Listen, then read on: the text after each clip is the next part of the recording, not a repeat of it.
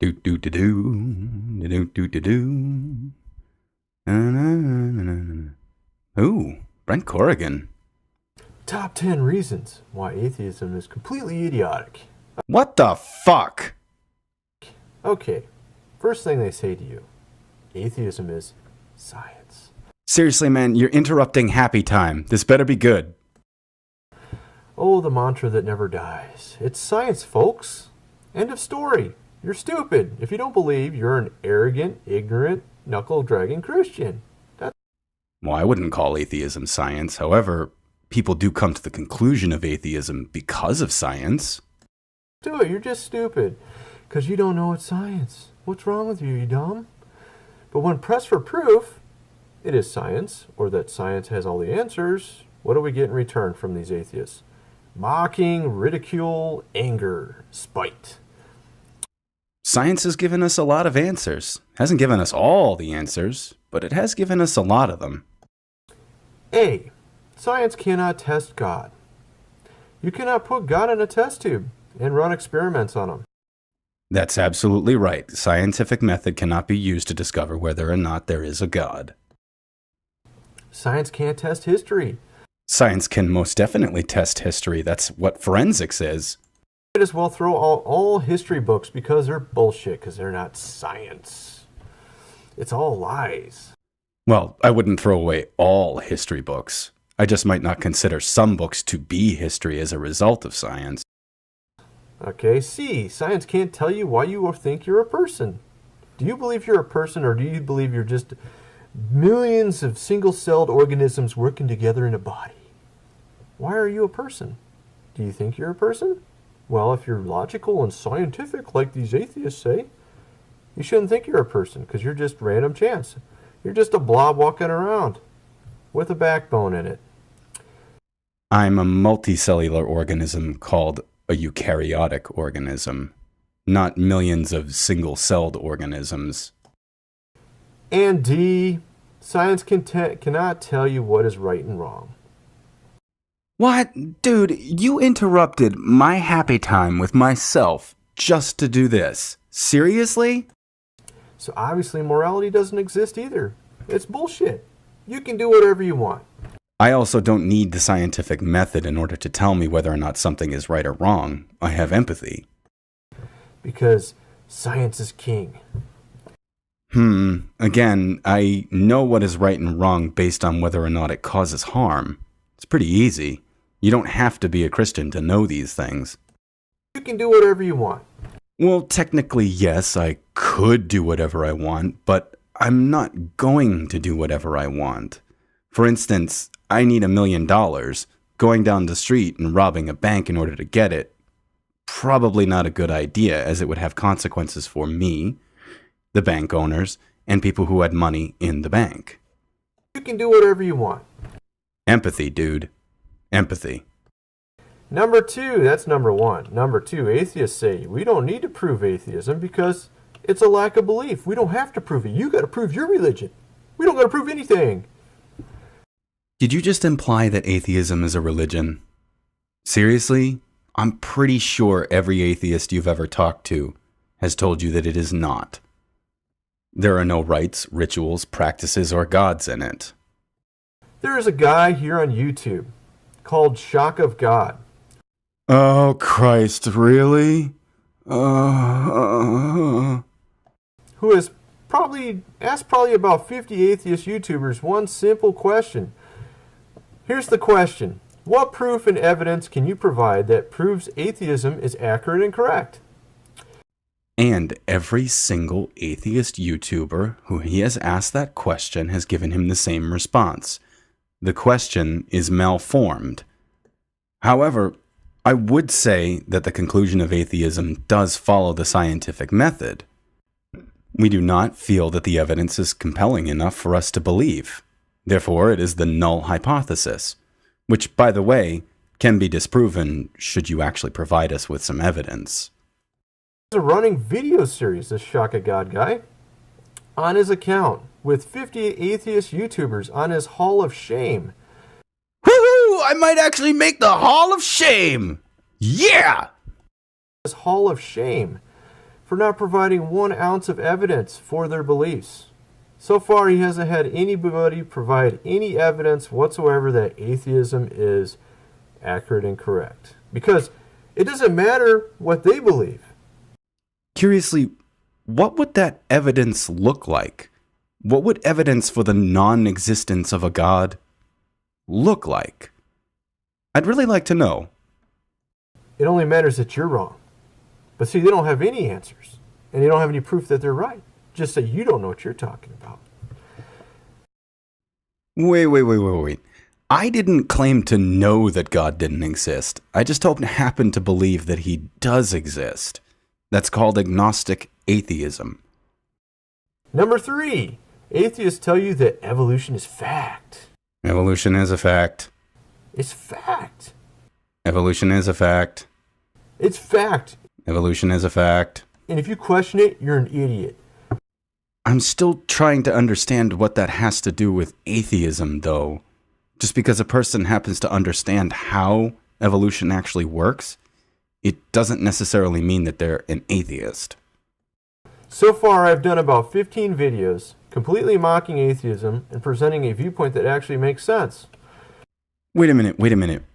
Didn't you, in the beginning of this video, say that all atheists do is mock and ridicule you?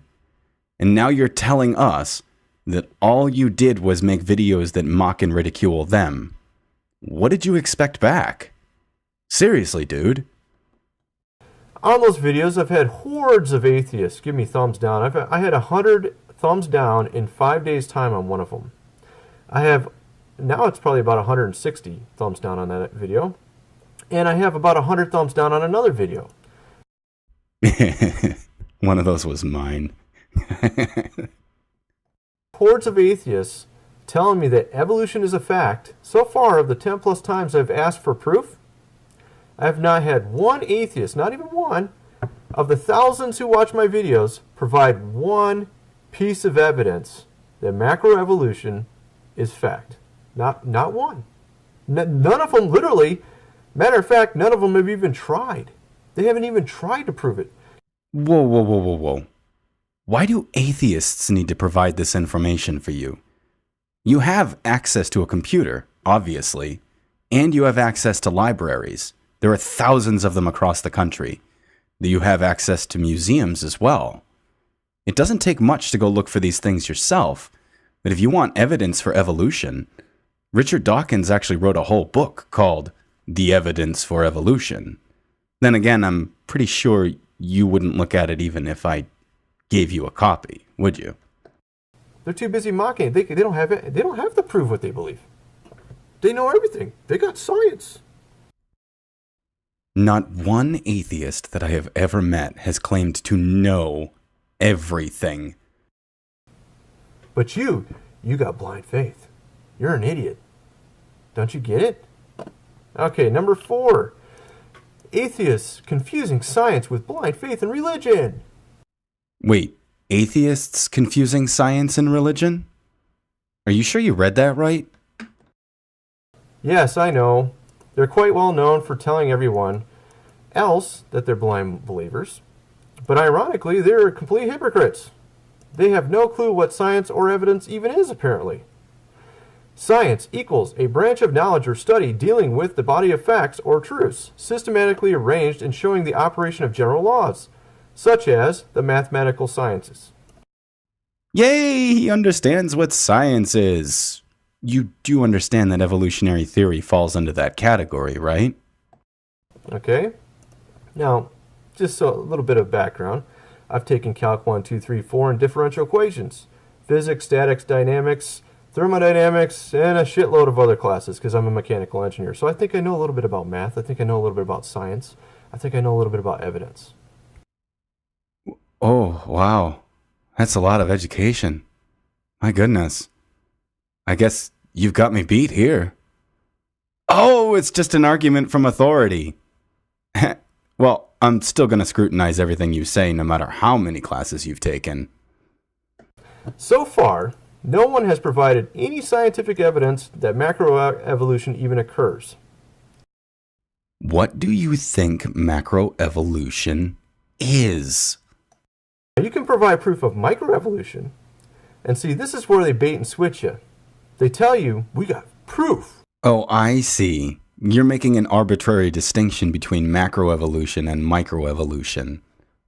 Look, it's really easy to understand. Microevolution is a small step in the evolutionary scale, say, like from wolves to dogs, and macroevolution is a large step in the evolutionary scale. This isn't too hard to comprehend, but I'm pretty sure you're just going to continue to say there's no evidence that macroevolution has happened when it has. They tell you, we got proof. Proof evolution it happens. Well, there is proof that evolution happens. They tell you, we got proof evolution it happens. But guess what? It depends on what type of evolution you're talking about. See, everybody believes in microevolution. That's called adaptation. Okay, let's get something straight. I don't believe in evolution. I understand it. When talking with religious people and people who believe in creation, I often find that they ask me whether or not I believe in evolution. There's a difference between believing and understanding. The thing is, once you understand how evolution works, there is no believe. You just understand it. That's within the DNA strand field, okay? But then they use that proof from microevolution to prove macroevolution, which is total bullshit and has no proof. Speciation, or macroevolution, occurs when a daughter population can no longer successfully mate and interbreed with the parent population. That's macroevolution. It's really easy, dude. But I'm pretty sure you're looking for the crocoduck, aren't you? Yeah. See, they don't tell you the difference. Adaptation says that you could take a dog and make them big or small within the DNA field. Okay, you can have them, dark, thick hair, thin hair. That's all within the reference of the DNA. It allows all that play there, you know what I mean? It allows for this field of differences. One species of animal cannot give rise to a fundamentally different type of species. It just doesn't work that way. That would disprove evolution. So if you want, you could go find the crocoduck, and then you will have disproved evolution, and also become one of the most famous men in history. But guess what? Macroevolution, that requires mutations, and it requires the DNA to change. Who told you that macroevolution requires mutations? It doesn't require mutations. It just takes time. That's all. We have no scientific proof of DNA changing, ever in a scientific lab. Nowhere. Period. And they tell you it's fact. Okay, but they still insist on telling me it's fact. If it is a fact, please provide proof and make me a believer like you, atheist. Dude, what number are we on? I want to get back to happy time. Brent Corrigan is calling. Number 5. We're only on number 5. I haven't got through hardly any of these. We've got 10 of these. Atheists provide no answers for anything. Ugh, fuck you. I'll be back.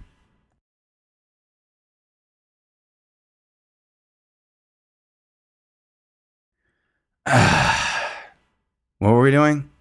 Oh, right. Now, if you ask an atheist for proof God doesn't exist, he will give you all manner of materials and studies that they have rapidly produced. Okay? Or if you ask them why heaven doesn't exist, they'll joyfully provide you some atheist book to read that has 20 arguments why heaven doesn't exist.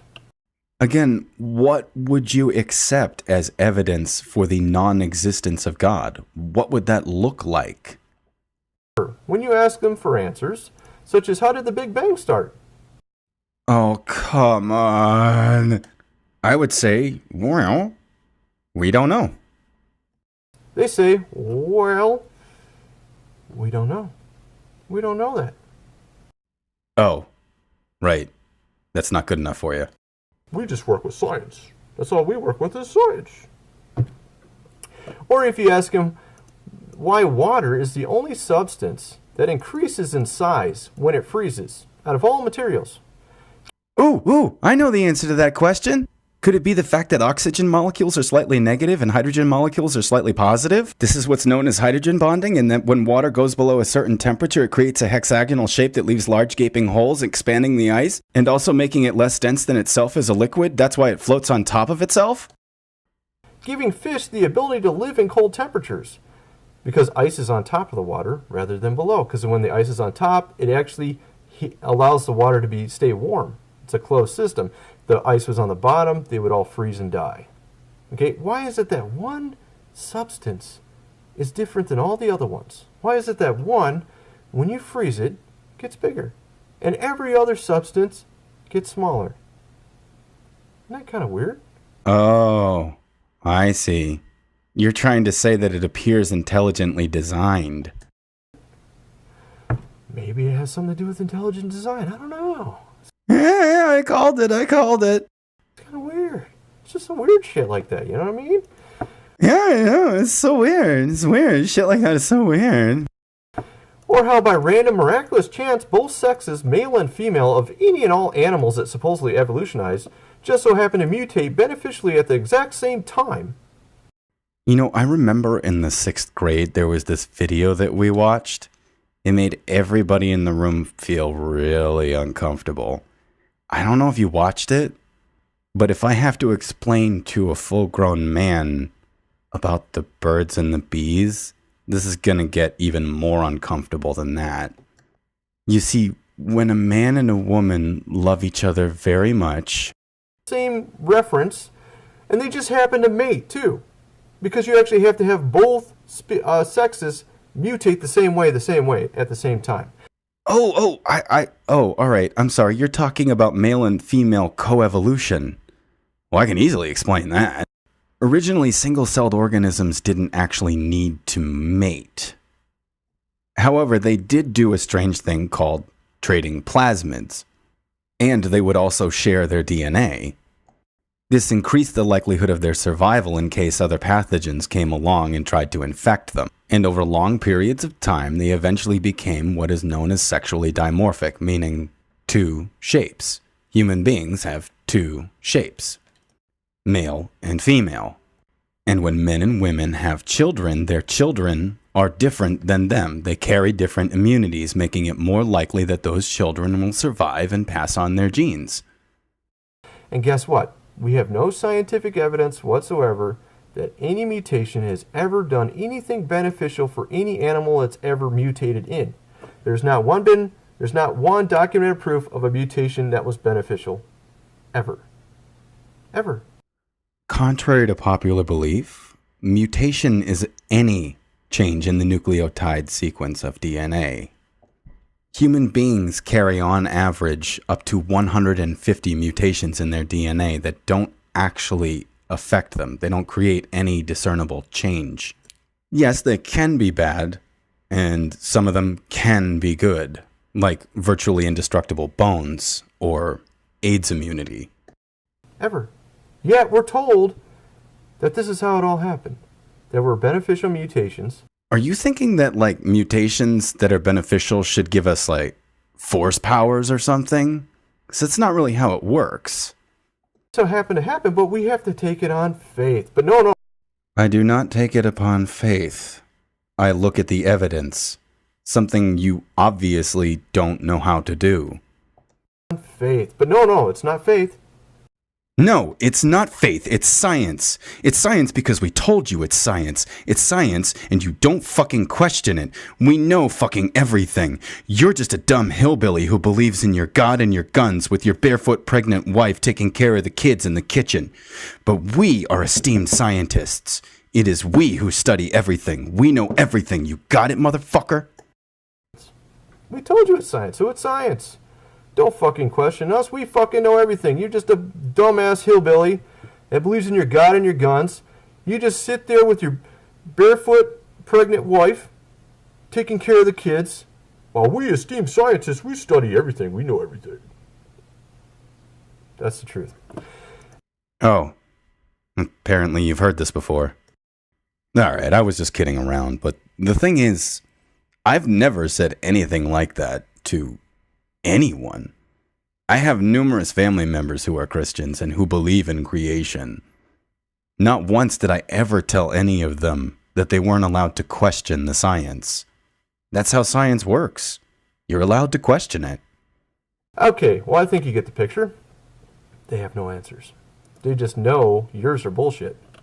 Number 6, atheists believe that the ancient aliens possibly created mankind.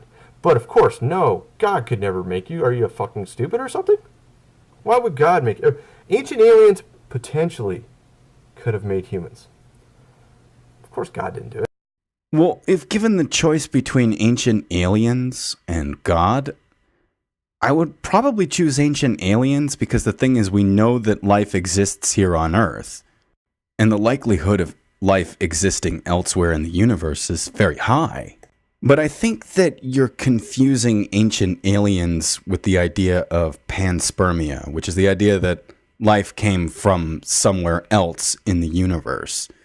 Like, say, there was an asteroid or a comet that struck the Earth and carried with it the ancient ancestors of life on Earth. We're not talking about big-eyed, black-eyed aliens coming in ships and dropping DNA in the water in order to get us eventually.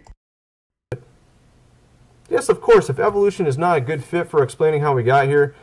Evolution is not an explanation of how life came about. It's an explanation of how life diversifies.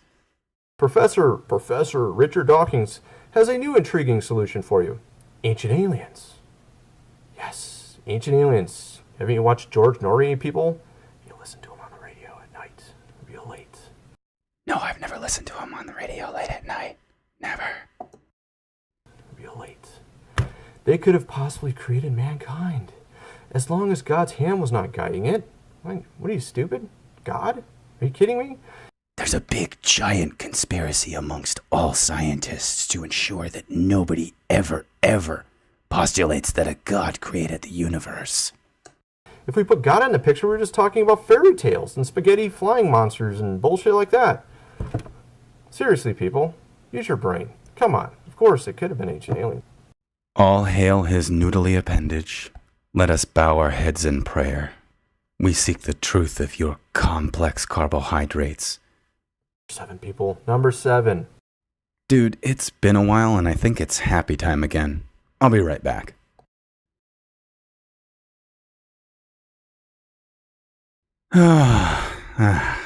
Seven people. Number 7. Oh, you're still here. Emphatic that God does not exist. And they're quite clear of this, that it's not blind faith. They're quite clear it's not blind faith, it's science. I think we already went over this. I don't claim to know that there is no God, or that I have proof that there is no God. I just don't believe that one exists.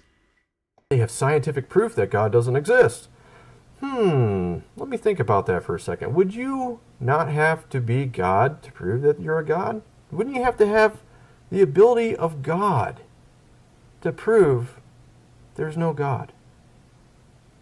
Seeing, you would have to have all knowledge of reality, be able to look under every rock in the galaxy, and be able to look in all 13 dimensions to know if there is a God there. Say, hey, yo, God, are you in the 12th dimension? Yo, God, are you in the 11th dimension? Yo, God, are you way over there at that galaxy? Well, you would have to have superpowers to know if there's no God, wouldn't you? You would have to practically be God to know if there's no God. Yet apparently you only need to exist within the first 4 dimensions in order to make the claim that there is a God. So apparently, that's not scientific proof, people. So, somehow atheists would have you to believe that literally, having leaped tall buildings, searched the galaxy for God, and they know everything. They know everything about this. When in reality, they're eating Cheetos and masturbating to porn. Yup. And getting on YouTube calling themselves the amazing atheist. That's the truth. Number 8, atheists say there is no proof of intelligent design. Yet if you only open your eyes, you can see all manner of complex ecosystems, life forms, solar systems, the beauty of reality everywhere in front of you. a sunset. Simply because you find things beautiful and you see patterns in things does not mean that they were created or designed. As for the universe being intelligently designed, I would have to say no. Nearly 99.9% of the universe is uninhabitable. But that's all random chance. That wasn't created. And this is what they call science. Random chance. Okay, number 9. Atheists, they think they have to no longer act right. They think they can do whatever they want. Now that they know there's no God, they can be asses and jerks to everybody on YouTube and everywhere in the world. They can be asses because they know they're right. You know what's funny? While I do know that there are a few atheists who act that way, they only act that way in response to religious people saying that they have all of the answers, to religious people saying that they're wrong and that they know for 100% certainty that they are wrong based on whatever holy book they've chosen to be the truth. But then they expect you to act nice back and be a good Christian and turn the other cheek and you know, all that kind of stuff. While they are mocking you and making fun of God, while not proving anything, while not providing any proof, while they don't have any proof for their beliefs whatsoever, and no one ever challenges them, they expect you to just sit there and take it. Be their little bitch. You know what I mean? Well, sometimes I'm on the bottom. After all, wasn't that what Jesus meant? Just be their little bitch? Just let atheists mock you and be nice back? No, of course not. Jesus meant to be kind, not to take shit from those who dish it out. Dude, according to Matthew 5:11, you should be taking a lot of shit from a lot of atheists because it says, "Blessed are you when people insult you, persecute you, and falsely say all kinds of evil against you because of me." So I would think it's in your best interest to actually take the insults and not say anything back, but who am I? Is giving your bullcrap back to you atheists. I'm just doing back to you what you do to us, so you can know how it feels. Look, you don't have any answers. And I still haven't found an atheist yet to provide any answers. I'd like to see one. I'd like to see one actually provide something. So far, I have gotten nothing but bullcrap from atheists wrapped in a little science wrapper. You open it up, voila, bullshit. Really? Really? Okay, number 10. Atheists will tell you that you're a mind-numb zombie who will believe anything. Yet most of these atheists I've encountered are just spewing mantras from their dear leaders, such as Richard Dawkins. Richard effing Dawkins. Sorry. How dare you besmirch Richard Dawkins with that wonderful English accent, those glasses, that white hair, and that crooked smile. They use similar debunked myths and phraseologies like the God of the gaps. Do you mean they use critical thinking to debunk religious claims? They keep quoting these mantras from all these stupid books they read. I think there's only one type of people that quote stupid mantras from books they read. It's like, and they don't provide any proof. They don't look into anything, of course. On the contrary, there seems to be only one person here that isn't actually looking anything up. Of course. You know, like one of theirs is like, Jesus, he's just a story from the ancient Roman and Egyptian gods. You know what I mean? No, it's all bullshit if you actually look into it. Well, I'm not one of those people who actually denies that Christ ever existed. I will tell you that those stories, well, they are similar. Not exactly the same, but they are similar. And the evidence is compelling enough to make us believe that there is a lot that has been added to the story of Christ. Of course they don't tell you that because it's their little mantra, it's their beliefs, it's their little bullshit, beliefs. I mean, dude, do you have any more after this? Because you know what? I think it's happy time again. I'll be back. And seriously, the people they mock is what they are. The people they mock is what they are. Keep in mind that they don't have time for fact-checking or actually thinking about stuff, though they call themselves free thinkers. Maybe we should call themselves free non-thinkers. I don't know. What do you think? Oh, that's it? All right. Well, that was fun. Well, if that's all you got, then I guess we're done here. This is Atticus signing off from my very first response video, and tell me what you guys think. Was I bad? Was I good? Was I accurate? Was I inaccurate? Go ahead, tell me. I like constructive criticism.